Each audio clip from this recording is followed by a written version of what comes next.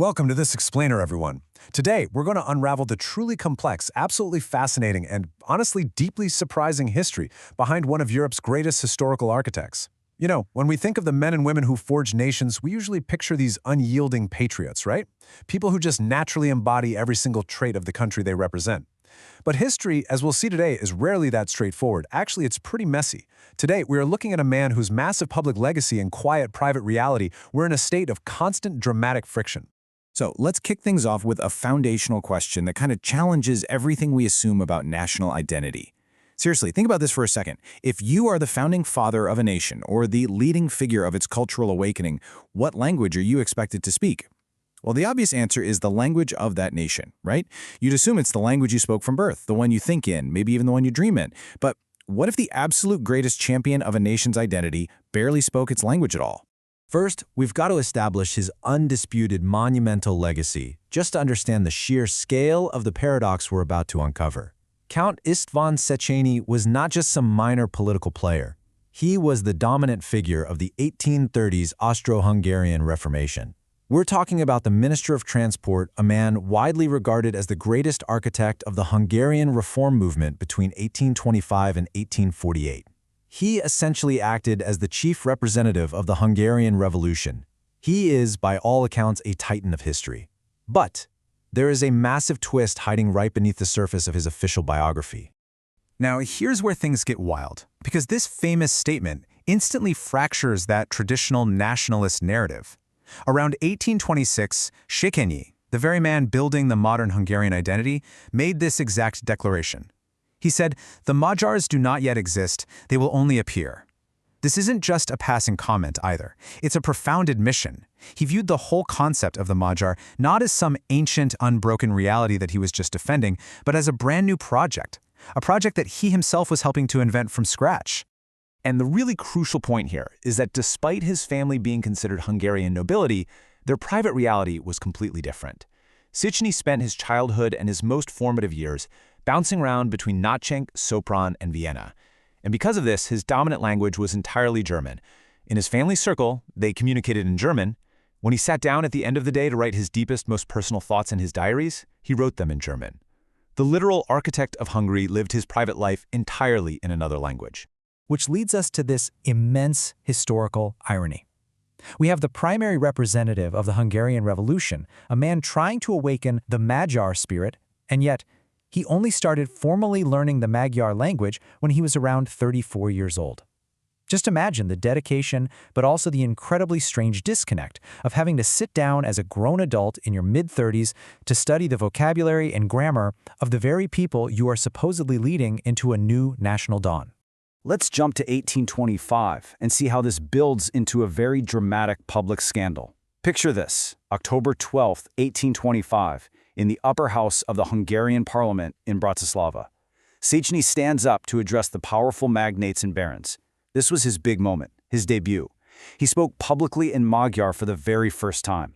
The problem? He spoke in broken, highly flawed Magyar. His poor command of the language was exposed for all the elite to hear, and it created a massive stir. It was a stark, almost cringeworthy reminder of his actual linguistic reality.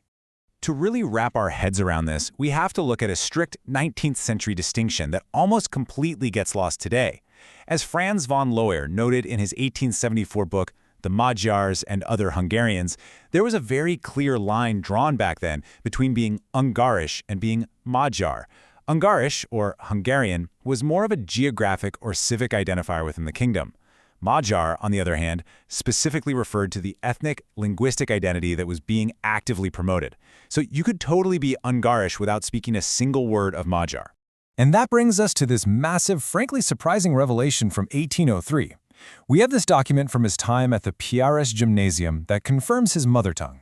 But here is the catch. At that specific time, the term Ungarisch was heavily associated with the term Slavonski, which translates to Slovak. Because of the regional demographics and how language was categorized by his educators back then, technically speaking, historical documents of the era point to his native regional tongue being Slovak before his total immersion in German.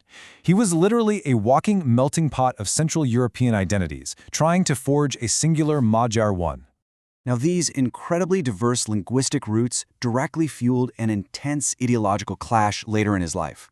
Because Széchenyi knew firsthand how complex identity was, he strongly opposed the aggressive, forced Magyarization of the kingdom's diverse populations. This put him in direct conflict with other liberal reformers, most notably Ludovit Kossuth. Kossuth pushed hard for the rapid, mandatory spread of the Hungarian language, while Széchenyi, again the original architect of reform, became its sharpest critic, warning that they were going to alienate the non-Magyar populations. Tragically, the immense pressure of these political conflicts and the sheer explosion of the 1848 revolution broke him. When the revolution erupted, Széchenyi just couldn't mentally process the chaos. He blamed himself entirely. He actually believed his early reforms had lit the match that was burning the whole country down. This unbearable guilt triggered an inborn neurosis, leading to a complete psychological collapse, multiple suicide attempts, and his eventual admission to a psychiatric hospital in Dobling, near Vienna. If we read through his diary entries from September 1848 onwards, we witness a harrowing first-hand account of a brilliant mind descending into darkness. And remember, these are diaries written in his comfortable German. He writes, "I am desperate. My soul is cursed. There is no comfort, no light." It's so heavy. This is the father of a nation, the great modernizer, stripped of all his political armor, trapped in a psychiatric ward, and just completely overwhelmed by the weight of the history he helped set into motion. By his final days in the spring of 1860, as severe hallucinations really took hold, his once extensive, highly articulate writings collapsed into these stark, bare sentences. He wrote, "My end is near. I long not to exist." It is incredibly painful to read. The man who envisioned this vibrant new future for a whole population was now entirely consumed by a desire to simply erase himself from existence. He found himself trapped in this devastating limbo. He writes, "I cannot live in despair, nor die." He lacked the courage to end his life for a long time, forced to endure endless days of mental torment and vivid hallucinations. He was caught right between the crushing reality of his illness and the lingering, stubborn instinct of his own survival. Finally, on April 1, 1860, Count István Széchenyi picked up his pen and wrote these final, chilling words, "I cannot save myself."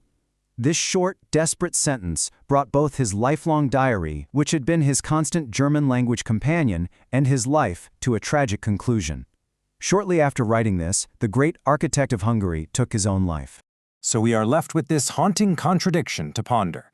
Count Széchenyi built the foundation of the modern Magyar identity while barely speaking the language himself, navigating a life totally split between Slovak roots, a German private life, and his Hungarian public duty.